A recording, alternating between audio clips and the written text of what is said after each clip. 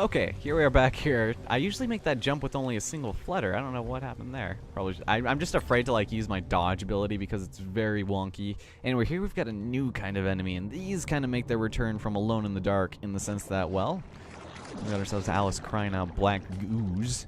And what's this? We've got Slithering Ruins. These things are really annoying to deal with. Make sure they don't get away, because if they do, that's going to be bad news bears for us. So just make sure you kill all of them that you see. They're not very threatening whatsoever, especially when we upgrade our weapons and we get like double upgrades, and just it just gets amazing to kill things because it's just like satisfying. I don't know. I just have a thing kind of for slashers. Like by the time you guys see this is going to be kind of spoilers for a future plan. But I am going to be doing Killer's Dead here pretty soon, and I got hurt there by freaking Slithering Room. But for the most part, it's also a slash game, very similar to this, and it's really awesome because one of the first levels in Killer's Dead is actually based on Wonderland, but it's not the American McGee version, so but it kind of reminds me of this game a lot. So yeah, that is another grade A thing on the list to do. So anyway, I hope Mr. Ramirez is ecstatic that I'm doing that. He's like, before it even came out, he's like, I really hope Ellison does this. And I'm like, hell yeah, dude, Suda 51 is my man. And I guess Exceed Entertainment, whatever. But, whatever. So, yeah, just something about, like, psychologically disturbing things I just really enjoy. Like, the horror. The Shining is probably one of my favorite horror movies. I do consider it a horror movie because it's psychologically disturbing, and I find that horrifying, so that's just my opinion, man. So over here we've got ourselves a quaint little, platforming area, nice little rocky area. Just go across. Wait a minute. Oh my god. Well, that escalated quickly. Be careful for those geysers of death because they are one-hit kills. There aren't very many things like that. And believe me when I say, well, death is nothing more than a minor inconvenience in this game. So just keep that in mind that if you die, it's not really a big deal. The enemies stay dead or they stay as weakened as they do. The only really downfall you have is in the sense that you just have to redo the area like we're just at. Like if I fell off here or died, I would just have to go all the way back to that room where the ruins started coming out. And so, not really that bad. Don't worry if you die. I think in Alice it was a little bit less forgiving in the sense that, well, you had to reload your save. And luckily you could save anywhere you wanted to, but just don't touch these geysers because they will serve as bad news bears for us. Okay, and this one right here is a little annoying. You got to go off to the side to ignore it. All right, very nice. And then I do believe, is this a bottle? No, it's another memory from Mr. Bugsby. Bugsby. All right, what do you guys say? The railway running through Wonderland sounds charming, but inefficient. Noise and smoke, like snips and snails, perhaps. Best to forget that train. A mock turtle as conductor? Oh no, I don't think that will do at all. All right, so he's talking about the mock turtle again. If you guys recall, we had to save the mock turtle shell in the last game. And so, I don't know, if you guys haven't played or seen my LP of it, I would kind of suggest against watching it. Like, I really enjoyed playing it, and I have fond memories, even though I got frustrated with it in some parts. I really did enjoy playing that game, and it's bringing back nostalgia to, be doing this crap again. But I just really would like to get... Oh, let's go ahead and... Ah, God, I want to get rid of the freaking bolter flag thing. All right, there's actually a way we can get up there, and I think I might do that in just a moment. Alright, so let's do this. And we're actually almost done with that guy. Okay, there's that. Let's go run up there, shall we? Because those guys can't follow us except for the bolts flies. We got ourselves a nice little bustle here. And nice things. Okay, just want to grab these these things real fast, these teeth. Oh man, sorry, I wasn't exactly prepared to just like commentate about things. Like I said, the lore is what really gets me in this game. And while I do really enjoy the game to a fault because of the lore and its various art design and such, it's still like, I don't know, at its core, it's still kind of a shooter game. So, or I guess a slasher. Platformer, hit him, slash him, whatever. Alright, so he's dead, and you're dead as well. There should be another one popping out here in a minute. There he is. Okay. Yeah, this guy doesn't come until the very end. Or just two of them this time. Alright, well, these guys are starting to get a bit more vigorous in their attacks. They're getting more physical. Damn it. See, look how much damage they did. Like, freaking 3 roses there. Luckily, we'll be able to find... They'll drop some as well, too, but it's only like a half a rose. Another one. Jeez. You guys are really trying to gang up on me, aren't you? That's not very nice. Just use my pepper grinder on you until you die. Yeah, this is kind of where you're going to want to use it very strategically. There are certain enemies that are good against it, others not so much. But with that, we got the Hollow of Yes. All right, Read this as if your life depended on it, because it does. Gather those pearly whites to prevent your premature arrival before the pearly gates.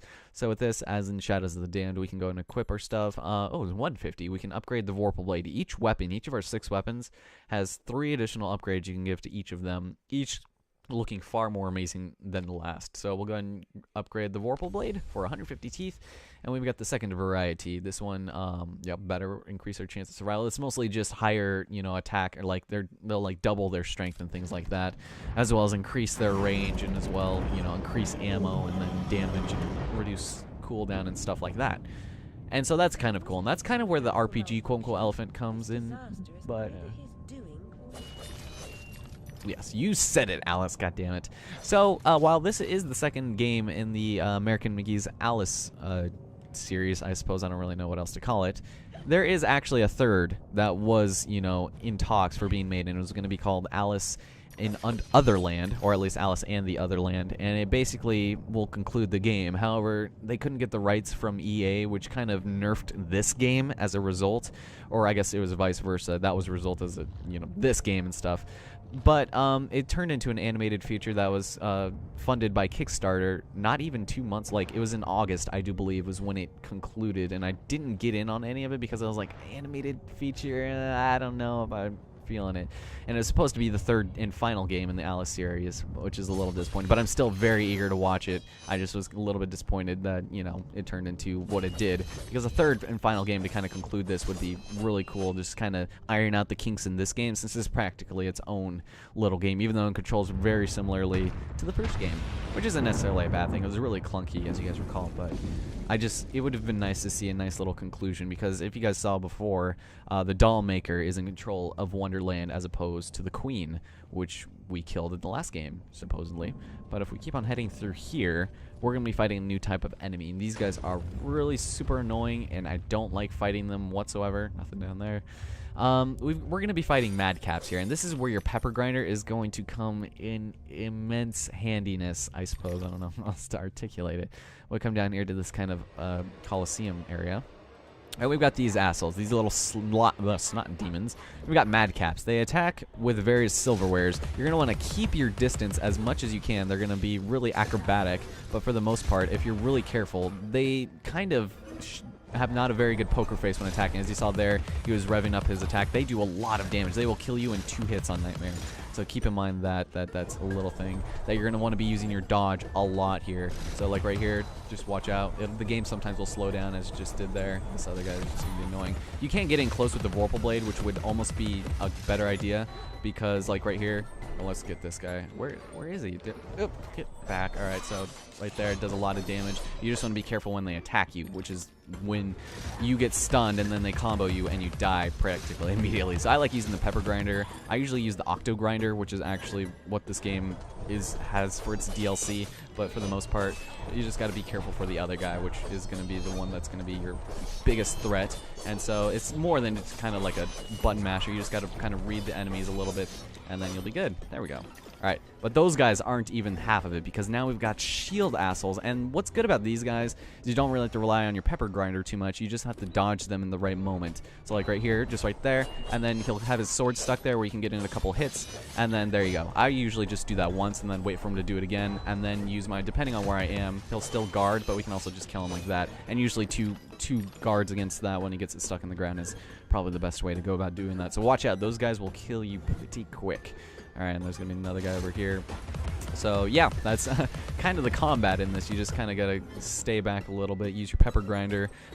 When our weapons get stronger, when we in general get stronger, that is going to be good for us. So spoons will be the least of your problems. The forks and the other guy is going to be really annoying to deal with, so just be careful and really watch your enemies. Sometimes their animations don't animate all the way, which isn't very good for reading them, because sometimes they'll just attack before you even have a second to react. So, yes, it's just another reaction.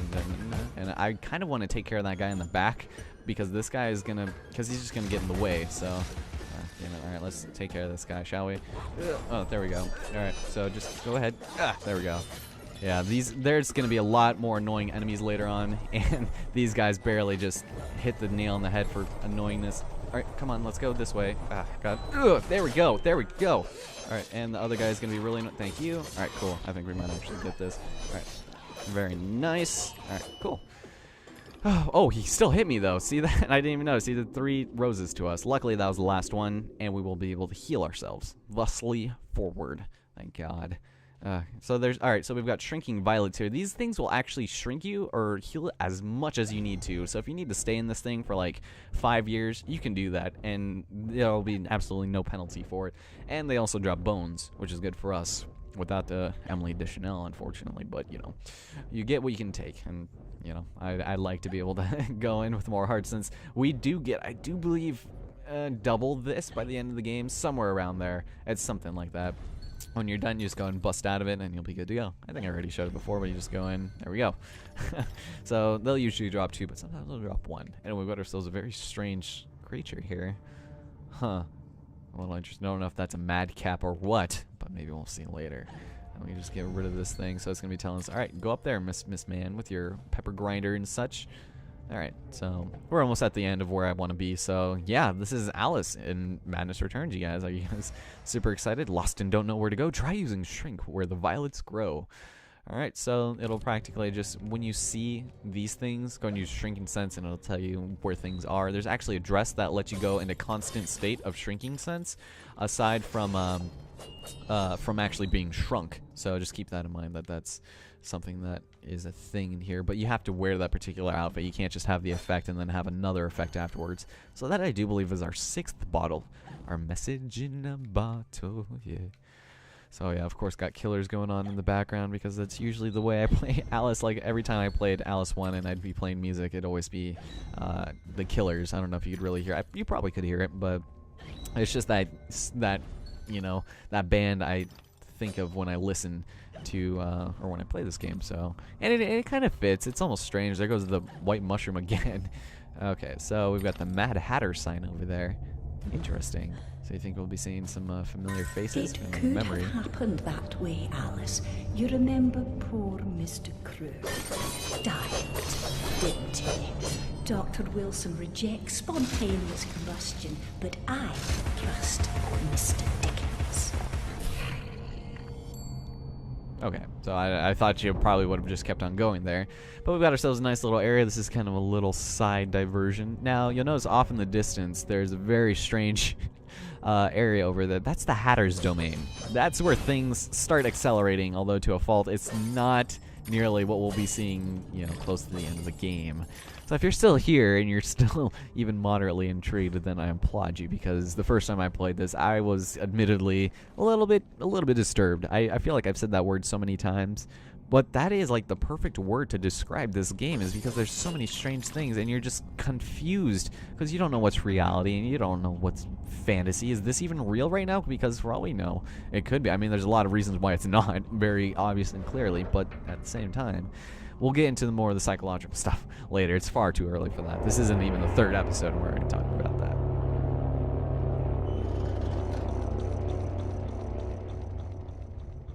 Alright. So we called the cable car over. Very advanced method of transportation, if I do say so myself. And a teapot, no less. Of course. It's like, what is this, a ride at Silverwood or whatever? Six Flags? Hatter Industries. Welcome, Alice. We will now resume our tour. Henceforth. Whatever. So Hatter's Domain in first-person mode. Hatter's Domain, almost as I remember it. Appearances, as you know better than most, can be deceiving, Alice. Much has changed since your last visit. Dr. Bumby says change is constructive, that different is good. Different denotes neither bad nor good, but it certainly means not the same. Find the Hatter, Alice. He knows more about different than you. But does he know more about the difference between bad and good? Making friends, Alice. You're as randomly lethal and entirely confused as you ever were. I've managed without you so far, Cat. Return to whatever hovels home to you. I'll call if I need you. Predictably rash. It's not a question of if, Alice. It's when. Now hold on, and as they say, shut up. So typical. God, I freaking love the Cheshire Cat. If you guys don't know why, then just watch Tim Burton's adaptation, because Stephen Fry completely nailed it. Stephen Fry was easily the best part of that Abomination movie. Like, I thought Mia was a pretty good Alice, but at the same time, it was just such a weird movie. And so, alright, end of Innocence. Graceful entrances? I suppose I must be grateful nothing's broken. Yes, you should. So here's kind of where the game will start harkening back to the first game, in the sense that we have kind of puzzles we need to solve, like with the valves and raising water levels and stuff like that. And it's pretty interesting for the most part. I kind of like it. I like that aspect, but you'll notice our outfit changed, and depending on what outfit we have, our attributes will change. But with that being said, I think it's time to end it off. Ladies and gentlemen, my name is Elson Cruz. Hope you guys enjoyed this segment. We're still in Chapter 1. I was thinking about just going through this entire chapter. There are 6 in this game, but that's still a little ways to go, and I should probably get off here pretty soon because it's a little late, and I don't want to be playing this all that late. So let's go ahead back to the main menu. Now that we actually started the game, you can't have multiple save files, for one. But also, we will now be able to choose various other things. You notice there's now an equip screen. And so if you decide to, you can choose different dresses as well as weapons. Now, story mode lets Wonderland decide how Alice is dressed. This is how you'll go through the game typically. And it'll change, you know, certain things depending on other things. But if you downloaded the DLC, which only costs $3, you'll be able to get some good stuff, such as the Caterpillar. This has the Shrink Sense always active, which means you see all the hints and all the hidden platforms and all the false rocks and other areas. You see those all the time, and that's pretty good. You got a nice little, you know, very similar to the Caterpillar, the hookah smoker, and it's kind of a nice outfit, I suppose, for what it is. But we've also got the Cheshire outfit, and this is very strange. It disables all rose drops from enemies, which doesn't make sense. That stops enemies from dropping health, which is kind of a preference, and I'll have to do this at some point. So we'll show that when I feel we're not going to need it all that much, which may be certain rooms that increase our health. We've got Checkmate. This is one I really like. Doubles damage for all weapons. This is amazing, and what is really interesting about this is that you'll notice it is actually made up of all the chess pieces. You got the king, you got the rook, you got the knights, you got the what are those? I already said the rooks. You got the pawns. The only thing that's missing from this thing is the queen, and a lot of people say that Alice is the queen, and we'll get into that more later because that's an interesting little theory. We've got the Flesh Maiden, which activates Hysteria, which is basically the same thing as you know, Rage mode in the last game, and it's very interesting looking, to say the least. You got a heart-shaped eyeball. Her eyes are glazed over white. It's just I don't know. I really like this thing. It's a little bit creepy, but at the same time, it's still kind of cool. And then last but not least, we got Late But Lucky. This is based on the White Rabbit, and it's imbued with the power of Shrinking Violets. Your health will be restored constantly. It'll constantly regenerating, which is what I meant to say. And I guess this is the last one, the Hattress, which is based off the Mad Hatter. So you lose teeth instead of health. I don't know if that's really in it for you, but it looks amazing. Look at this thing. Look at her arm. It's not even there. I think that's really cool, and we will be showing all these eventually. But in the next episode, we're going to go ahead and use, I would say probably, I almost want to say Cheshire, but at the same time, I kind of want to use Checkmate. We've got different weapons here. We've also got the Vorpal Cleaver. We get, I do believe, 2 more that we don't get right now. So we got the Vorpal Cleaver, reduces damage from enemies by half, which is pretty cool. And an enemy in this game actually uses the Vorpal Cleaver. And then, no, never mind. I take that back. Someone else used it. And then here, we've also got the Octo Grinder, like I was saying, increases ammo limit. These basically serve as level 4 weapons. Like right now, our Vorpal Blade is level 2, and our Pepper Grinder is level 1, but these are all 4. So we'll be showing those off. I'll be switching every so often off screen. But with that, okay, that's it. Oh, and there we got another achievement, dress-ups. My name is Elson Cruz. Hope you guys enjoyed this segment of Alice Madness Returns. I really hope to see you guys in the next part. Things are going to start heating up in both the story and action, so be sure to keep an eye out for that. And with that, I'll see you guys in the next part.